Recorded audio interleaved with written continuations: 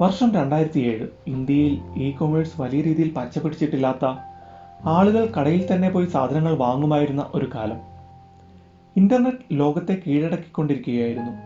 Steve jobs ലോകത്തിലെ ആദ്യ iPhone പുറത്തിറക്കിയതും ഈ കാലയളവിലാണ്. ടെക്നോളജിയിൽ ചടുലമായ മാറ്റങ്ങൾ സംഭവിച്ചുകൊണ്ടിരിക്കുകയായിരുന്നു. ഇതെല്ലാം കണ്ടും കേട്ടും നിരീക്ഷിച്ചു വരുന്ന രണ്ട് സോഫ്റ്റ്വെയർ എഞ്ചിനീയർമാർ തങ്ങളുടെ പുത്തൻ സ്റ്റാർട്ടപ്പ് ആശയം പുറത്തിറക്കാൻ ഇതിലും നല്ല സമയമില്ലെന്ന് അവർ ഉറപ്പിച്ചു.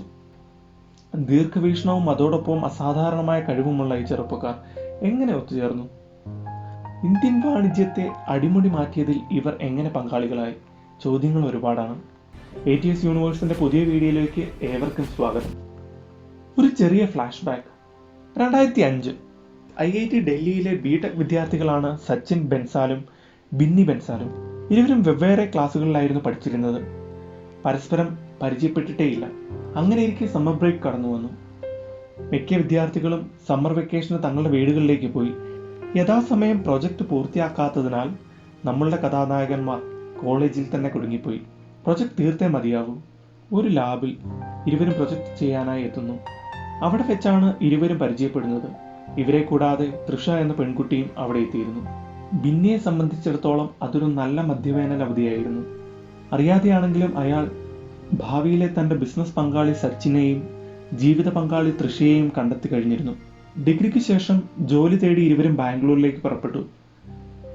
സച്ചിന് ടെക്സ്പാനിലും ബിന്നിക്ക് സർഫോണിലും ജോലി ലഭിച്ചു. 2006 സച്ചിന് ആമസോണിൽ ജോലി തരപ്പെട്ടു. അധികം വൈകാതെ 2007 ബിന്നിയും ആമസോണിൽ എത്തിച്ചേർന്നു. ആമസോണിലെ ജോലി അനുദിനം വർദ്ധിച്ചുകൊണ്ടേയിരുന്നു. ഇരുവർക്കും വളരെയധികം തളർച്ച അനുഭവപ്പെടാൻ തുടങ്ങി. തങ്ങളുടെ വഴി ഇതല്ല എന്നുള്ള തിരിച്ചറിവിന്റെ നാളുകളായിരുന്നു പിന്നീട് അങ്ങോട്ട് അവർക്ക്. ഇരുവർക്കും താല്പര്യമുള്ള വിഷയങ്ങളിൽ ഒന്നായിരുന്നു കൊമേഴ്സ്. രണ്ടുപേരും ചേർന്ന് ഒരു പ്ലാൻ ഉണ്ടാക്കി. വിവിധ വെബ്സൈറ്റുകളിൽ നൽകുന്ന സാധനങ്ങളുടെ വില വിവരങ്ങൾ നൽകുന്ന ഷോപ്പിംഗ് വെബ്സൈറ്റ് തുടങ്ങുകയായിരുന്നു ലക്ഷ്യം. എന്നാൽ ആ സൈറ്റുകളിലൂടെ കണ്ണോടിച്ചപ്പോൾ അവർക്ക് മോശകരമായ അനുഭവങ്ങളാണ് ഉണ്ടായത്. ഒരു വെബ്സൈറ്റും നല്ല രീതിയിൽ നിർമ്മിച്ചിട്ടുള്ളവയായിരുന്നില്ല. എന്തുകൊണ്ട് തങ്ങൾക്ക് നല്ലൊരു ഷോപ്പിംഗ് വെബ്സൈറ്റ് തുടങ്ങിക്കൂടാ എന്നുള്ള ചിന്ത അവരിലുണ്ടായി. കസ്റ്റമേഴ്സിന് നല്ല ഷോപ്പിംഗ് അനുഭവം സമ്മാനിക്കണം. ഇതായിരുന്നു അവരുടെ ലക്ഷ്യം. ഒട്ടും വൈകാതെ ആമസോണിനോട് യാത്ര പറഞ്ഞ് ഇരുവരും തങ്ങളുടെ സ്റ്റാർട്ടപ്പ് ആരംഭിച്ചു. വാണിജ്യരംഗത്തെ പിടിച്ചുകുലുക്കിയ സംരംഭത്തിന്റെ ആരംഭം അവിടെ തുടങ്ങുകയായിരുന്നു. അതെ, ആ സംരംഭമാണ് ഫ്ലിപ്കാർട്ട്. തുടക്കകാലത്ത് പുസ്തകങ്ങളാണ് ഫ്ലിപ്കാർട്ടിലൂടെ വിൽക്കപ്പെട്ടിരുന്നത്. ലിസ്റ്റ് ചെയ്യാനും ഷിപ്മെന്റ് ചെയ്യാനും എളുപ്പമുള്ളതുകൊണ്ട് മാത്രമാണ് പുസ്തക വിൽപ്പന ആരംഭിച്ചത്. എന്നാൽ കച്ചവടക്കാരും മുന്നോട്ട് വരികയുണ്ടായില്ല. ഓൺലൈൻ വിൽപ്പനയെ സംശയദൃഷ്ടിയോടും ഇന്റർനെറ്റിനെ ശരിയായി മനസ്സിലാക്കാത്തതുമായ കാലമായിരുന്നു അത്. എന്നാൽ തോറ്റുമടങ്ങാൻ അവർ തയ്യാറായിരുന്നില്ല. ഒരുപാട് പരിശ്രമങ്ങൾക്കൊടുവിൽ കുറച്ച് കച്ചവടക്കാരെ ആകർഷിച്ച് ഫ്ലിപ്കാർട്ടിലേക്ക് നയിക്കുവാൻ അവർക്ക് സാധിച്ചു. 2007 ഒക്ടോബർ ആന്ധ്രയിലെ മഹബൂബ് നഗറിലെ VVK ചന്ദ്ര ആദ്യ ഓർഡർ നൽകി. ഇരുവരും സന്തോഷം കൊണ്ട് തുള്ളിച്ചാടി. എന്നാൽ ചന്ദ്ര ആവശ്യപ്പെട്ട പുസ്തകം ഔട്ട് ഓഫ് സ്റ്റോക്കായി എന്ന വാർത്ത അവരെ തേടിയെത്തി. ഇരുവരും പുസ്തകം തേടി ബാംഗ്ലൂർ നഗരം ആകെ അലഞ്ഞു. ഒടുവിൽ പുസ്തകം കണ്ടെത്തുകയും ആദ്യ ഓർഡർ വിജയകരമായി പൂർത്തീകരിക്കുകയും ചെയ്തു. ആ ഓർഡറോടുകൂടി ഫ്ലിപ്കാർട്ട് ബിസിനസ് രംഗത്ത് സജീവമായി. കൊമേഴ്സ് വെബ്സൈറ്റുകൾ ഇല്ലാതിരുന്ന ഒരു കാലത്ത് ഈ കൂട്ടുകാർ ചേർന്ന് നടത്തിയത് 20 ഷിപ്മെന്റുകളാണ്. കസ്റ്റമേഴ്സിന് മികച്ച ഷോപ്പിംഗ് അനുഭവം നൽകണമെന്ന ഒരേ ഒരു ലക്ഷ്യമായിരുന്നു അവരുടെ മനസ്സിൽ. വെബ്സൈറ്റ് ഡെവലപ്പ് ചെയ്യുക, ബുക്കിംഗ്, ഡെലിവറി എന്നിങ്ങനെ കമ്പനിയുടെ എല്ലാ കാര്യങ്ങളും രണ്ടുപേരും ഭംഗിയായി നടത്തിപ്പോന്നു. 6 മാസത്തിനകം സ്റ്റാർട്ടപ്പ് ലാഭകരമായി. 2008 കോർമംഗലയിലെ ഒരു 2 BHK കെട്ടിടത്തിൽ ഓഫീസ് പ്രവർത്തനം ആരംഭിച്ചു. ബിസിനസ് വളർച്ചയുടെ പാതയിലായിരുന്നു. 2009 4 കോടി രൂപയുടെ പുസ്തകങ്ങളാണ് ഫ്ലിപ്കാർട്ടിൽ വിറ്റഴിച്ചത്.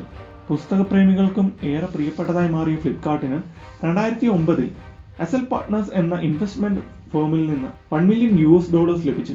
2009 തുടക്കത്തിൽ 150 എംപ്ലോയീസ് കമ്പനിയുടെ ഭാഗമായി മാറിയിരുന്നു. കൂടാതെ ഇന്ത്യക്ക് പുറമെ 3 ഓഫീസുകളും പ്രവർത്തനം ആരംഭിച്ചു. അതിവേഗമാണ് ഫ്ലിപ്കാർട്ട് വളർച്ചയുണ്ടായത്. കൂട്ടത്തിൽ സച്ചിനാണ് വലിയ സ്വപ്നങ്ങൾ കണ്ടിരുന്നതും കമ്പനിയുടെ ആശയങ്ങൾക്ക് പിന്നിൽ പ്രവർത്തിച്ചിരുന്നതും.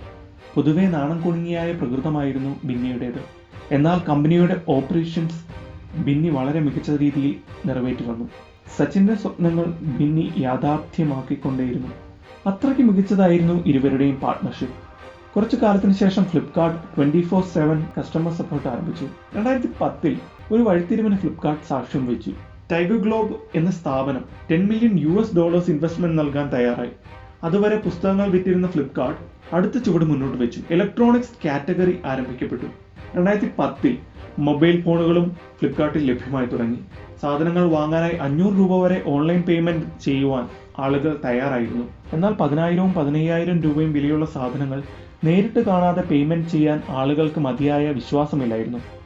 അതിന് ഫ്ലിപ്കാർട്ട് കണ്ടെത്തിയ പോംവഴിയാണ് ക്യാഷ് ഓൺ ഡെലിവറി. ഫ്ലിപ്കാർട്ടിന്റെ മുഖമുദ്ര വിശ്വസ്തതയാണ്. അതുകൊണ്ട് തന്നെയാണ് Flipkart no questions asked return പോളിസിയും റീപ്ലേസ്മെന്റ് പോളിസിയും ആരംഭിച്ചത്. സാധനങ്ങൾ വാങ്ങാനും പണമടയ്ക്കാനും ഇത്രയധികം എളുപ്പമുള്ള ഇ-കൊമേഴ്സ് വെബ്സൈറ്റ് അപൂർവമായ കാഴ്ചയായിരുന്നു. ഒരു കാലത്ത് ഓൺലൈൻ ഷോപ്പിംഗ് ചെയ്യാൻ പേടിച്ചിരുന്ന ആളുകൾ പിന്നീട് ഈ നൂതന ആശയത്തോട് വളരെയധികം പൊരുത്തപ്പെട്ടു പോന്നു. 2011 75 കോടി ലാഭമാണ് ഫ്ലിപ്കാർട്ട് നേടിയത്. അപ്പോഴേക്കും ഇന്ത്യയിലെ വളരുന്ന സ്റ്റാർട്ടപ്പ് മുഖമായി മാറിയിരുന്നു നമ്മുടെ സച്ചിനും ബിന്നിയും. 2013 ഫ്ലിപ്കാർട്ടിന്റെ എക്കാലത്തെയും എതിരാളികളിലായ ആമസോണിന്റെ രംഗപ്രവേശം.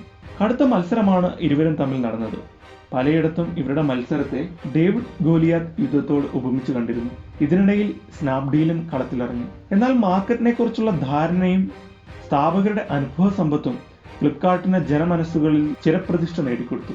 ഇന്ത്യൻ മാർക്കറ്റിലെ അജേയരായ ശക്തിയായി ഫ്ലിപ്കാർട്ട് മാറിക്കഴിഞ്ഞിരുന്നു. 2014 മിന്ത്രയെ സ്വന്തമാക്കി ഫാഷൻ ലോകത്തേക്ക് ഫ്ലിപ്കാർട്ട് കാൽവെപ്പ് നടത്തി. ഇതിനിടയിൽ മൈൻഡ് 360 എന്ന ഡിജിറ്റൽ കണ്ടന്റ് പ്ലാറ്റ്ഫോമിലും പേസിപ്പി എന്ന ഡിജിറ്റൽ പേയ്മെന്റ് പ്ലാറ്റ്ഫോമിലും ഫ്ലിപ്കാർട്ട് പരാജയത്തിന്റെ രുചിയറിഞ്ഞു. പരാജയങ്ങൾക്കിടയിലും ഫ്ലിപ്കാർട്ട് മുന്നോട്ട് തന്നെ കുതിച്ചു. കസ്റ്റമേഴ്സിന്റെ ആവശ്യങ്ങൾ നിറവേറ്റുന്നതിൽ ഫ്ലിപ്കാർട്ട് പരാജയപ്പെട്ടിട്ടില്ല. സച്ചിന്റെയും ബിന്നിയുടെയും ഒരു ദശാബ്ദക്കാലത്തെ യാത്ര 2018 അവസാനിച്ചു. വാൾമാർട്ട് $16 ബില്യൺ ഫ്ലിപ്കാർട്ടിനെ സ്വന്തമാക്കി. ഇരുവരുടെയും പിന്മാറ്റം സ്റ്റാർട്ടപ്പ് രംഗത്തും മീഡിയകൾക്കിടയിലും വൻ ചർച്ചാ വിഷയമായി മാറി. സ്ഥാപകരായ സച്ചിനും ബിന്നിയും ഫ്ലിപ്കാർട്ടിൽ നിന്നിറങ്ങിയെങ്കിലും ഫ്ലിപ്കാർട്ട് ഇന്ന് കാണുന്ന രീതിയിലേക്ക് വളർന്നതിൽ അവരുടെ പങ്ക് നമുക്ക് ഒരിക്കലും തള്ളിക്കളയാനാവില്ല. സച്ചിന്റെ സ്വപ്നങ്ങളും ബിന്നിയുടെ പ്രവർത്തനങ്ങളുമാണ് ഫ്ലിപ്കാർട്ടിനെ ഉന്നതിയിലേക്ക് എത്തിച്ചത്. ഇന്ന് കോടികളുടെ ടേൺ ഓവർ നേടുന്ന ഫ്ലിപ്കാർട്ടിന്റെ സ്ഥാപകരെ ഈ അവസരത്തിൽ ഓർത്തില്ലെങ്കിൽ അത് ചരിത്രത്തോട് കാണിക്കുന്ന നീതികേടാവും. Thanks for watching. Goodbye.